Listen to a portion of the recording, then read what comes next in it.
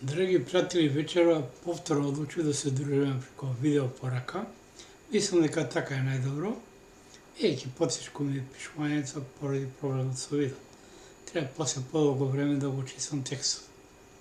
Вечера сакам да позборувам за светската глобална сцена, значи светската политичка сцена, каде главните играчи што играат и што се случува.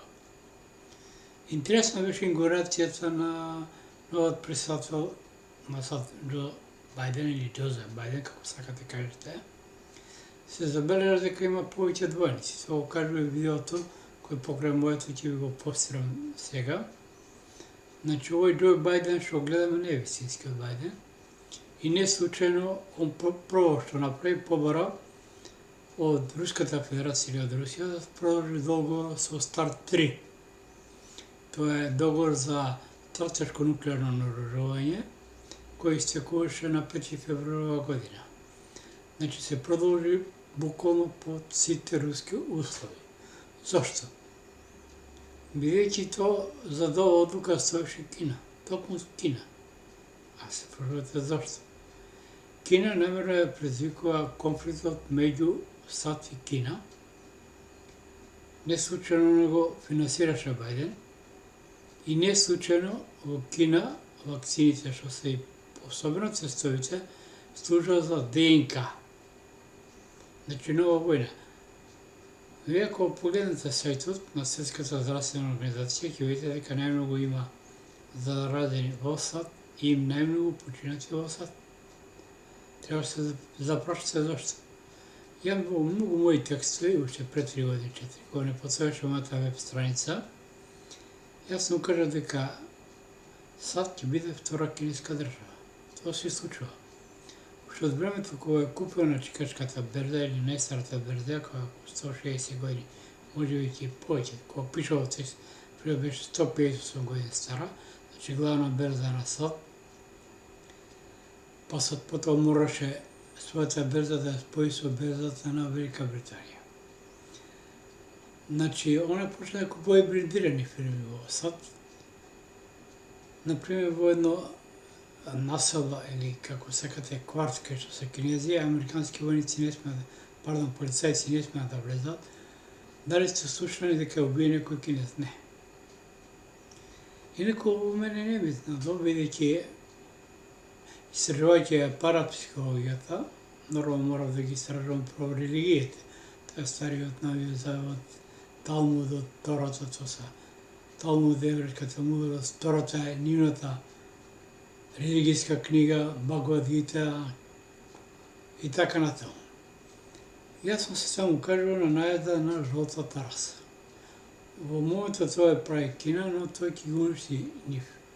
Тие причини Русија се тргна на страна. И на Бајден или поточно на Кина и требаше договор со Русија дека нема да се мешат во конфликтот помеѓу Кина и САД. Не е случајно, значи, банкарскиот картел, Роштил, својот берза во злато кој беше во Велика Британија е преселена во Кина. Сега прашам која ќе е држава, ќе биде некој неминуен конфликт меѓу Кина и САД. Прво, уште за време на претходниот, мислам, председател Доналд Трамп, Америка почна премногу да се меша во кинеските внатрешни работи, што Кина ги опомена, особено во Хонг Конг и околу Тајван. Но, да се разбереме, Кина не е баш сејна, Кина е составена повеќе делови, тука е Ингурија, и сега намерно Бајден, кој знае колку е ова негова одлука, и прашање колку уопšte беше на неговата инаугурација или пак плячкава, што го... Значи, ово се моето видео, моето обраќање, ќе имате другото, ќе ви објаснат луѓе што го истражувале тоа.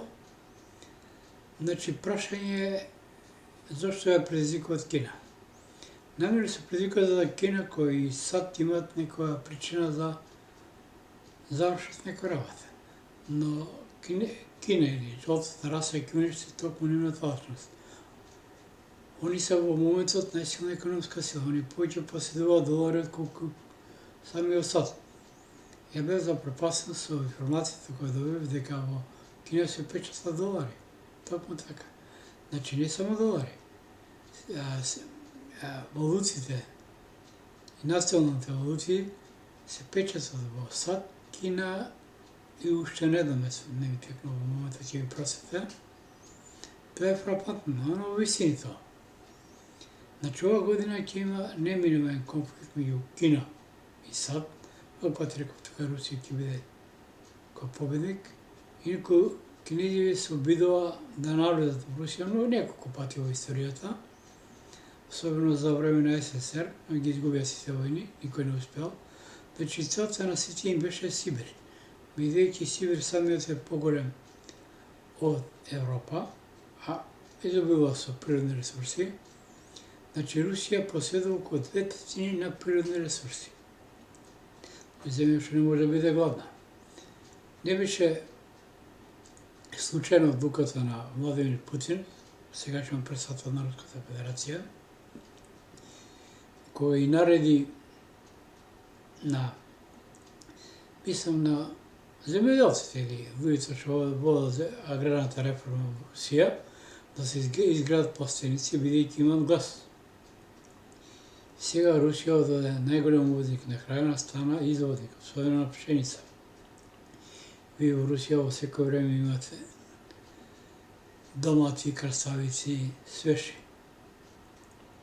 Ја, например, родам со Кочанскиот крај, поточно во Зрновци, работев немалку доси во Кочанско поле, кој се фузираше со мојата пренешна фирма. Во Кочен, например, топлата вода се користи за оранжерица, за пластениците. Турци го прават со газ. Затоа, например, Кочен и проф или Кочанско поле тогаш имаше проф на пазарот домати за Нова година, благодарение на топлата вода која има во изобилие во Кочанскиот крај.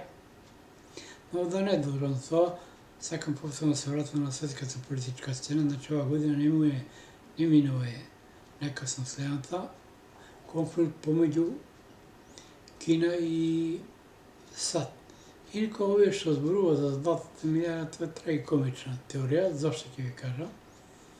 Прво, не е возможна емисијата, бидејќи самата Кина има над 1.300.000, нема дозволи да се уничи. Втора работа, фармацевтската индустрија не одговара, бидејќи нема на колку да продаваат лекови ако немаат на милијарда. А тоа е најсилната индустрија, да се разбереме. Може би многу од вас не знаат кој влада со фармацевтската индустрија. Најмногу извоз, значи фармацевтски производи има токму од Кина. Ако се зачудим, да, не е САД, Кина.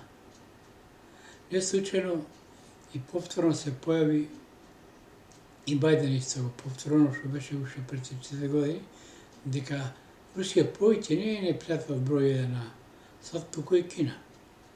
Значи, тука е неминуен конфликт, а САД ќе се обиде да го вовлече Балканот, поточно Србија и Македонија, со конфликти, за да Русија биде зафатена со Балканот и да не може да се меша во конфликтот помеѓу нормално САД и Кина, ако жртвени јагниња ќе бидат вистинските албанци, не турските се власи, значи гегите. Ќе бидат вовлечени во конфликт, уште 95 го кажа, после тоа што ќе нема да постои албанец, нема да ги освојат. Бидејќи ќе имат Албанија е окружена со православни земји, а има многу пријатели албанци, не би сакал тоа да им случи, затоа ги упоменувам да внимават нивните лидери каде ги водат. Македонија исто сака мора да се признае дека православен македонец, значи немало на висока функција оченто на ОК. Двете така наречени македонски партии, тоа се две влашки лоби. Едно од тоа е влашко лоби од Моско поле, тоа СДСМ, и второто е влашко лоби ВМРО ДПМНЕ од Егејски дел.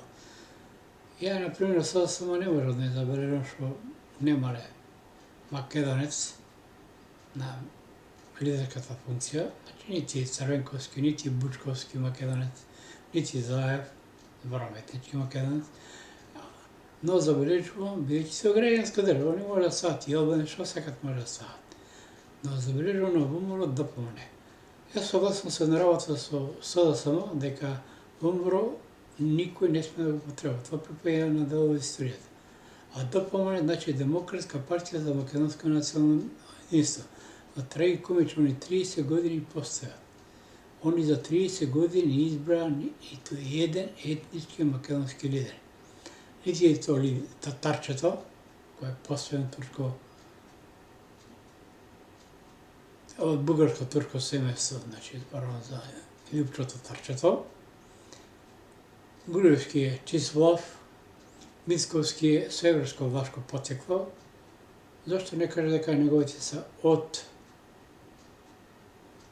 егејскиот дел на Македонија? Треба да си го каже градот да го знам кој е. Кај е повеќе влашко население.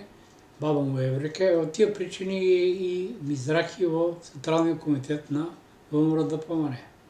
Јас се прашувам дали општо има македонци, дали остана во ВМРО ДПМН. Инаку да се разбереме, за да постои македонска партија, прво треба да постои една работа. Тоа е да постојат македонски олигарси, а ги нема. Ја на властите не забележувам. Ја и симнувам капа како се држат. Од нив може многу да научам. Драги пријатели, затоа внимавајте. Значи, ниту Апасиев е македонец, да се разбере. Во моментот, во власт и во парламентот немате лидер македонски. На ниту една. Апасиев е Велешко Влавче. Емисијата во Центар, Васко Ептош ще прикажува голем егејски македонец, не, он е Влав. Затоа внимавајте. Не наследнувајте особено на оние кои пишуваат дека се македонец македонски. А македончето ќе воскресне. Тоа ќе биде страшно. Сите се знае, Македонија е едно село, секој се знае кој што е, без разлика како име и презиме ќе се. Затоа најдобро да се нагази топката и да се престане против Македонија. Македонија не ја уништиле Турција за 5 векови, па нема ни власите, нити бугарите, нити албанците. Албанците не го прават тоа. Србите се обидува, си добија помоцка. Србија, Вучич е просто растори. Од Србија нема да остане парче. Тоа го Путин знае, но Путин му треба територијата. И затоа и не му дозволува на Вучич да се тргне од резолуцијата 1244. Тоа е за кратко, значи нема никој против никого ништо. Реков на властите и си многу капа, од нив може многу да научи. 20 македонци кои ќе седнат на маса, не знаете кој кого кодаше.